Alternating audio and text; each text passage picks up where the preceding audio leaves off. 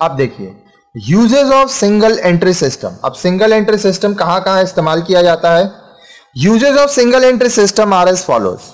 One, simple method. Single entry is a very simple method of recording business transaction. अब देखिए single entry में क्या है, ये बहुत ही सिंपल मेथड है बिजनेस ट्रांजैक्शंस को रिकॉर्ड करने के लिए। लेस एक्सपेंसिव, इसमें खर्च बहुत कम होता है। It is less expensive when it is compared to double entry system of book keeping. देखिए जब आप डबल एंट्री सिस्टम करते हैं तो आपको बहुत कुछ मेंटेन करना पड़ता है, लेकिन सिंगल एंट्री में उतना सारा फॉर्मेलिटीज नहीं है, इसलिए ये सस्ता पड़ता है। सुटेबल फॉर स्मॉल कंसर्न्स, जो छोटे बिजनेस होते हैं उनके लिए ये बहुत ही सुटेबल है। It is mainly suited to small business concern with limited number of transactions and very few assets and liabilities.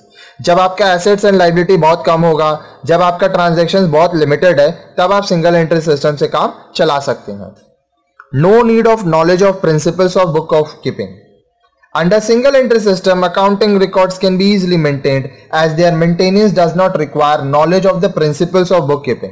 अब देखिए सिंगल एंट्री सिस्टम में क्या है कि आपको बुक कीपिंग का प्रिंसिपल, जो रूल्स एंड रेगुलेशंस होता है, उसका नॉलेज होना जरूरी नहीं है।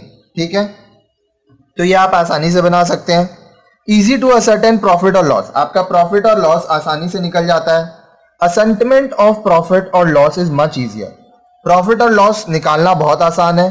टू असर्टेन प्रॉफिट और loss, the proprietor has to compare the financial position of the business at the close of the accounting period with that at the beginning.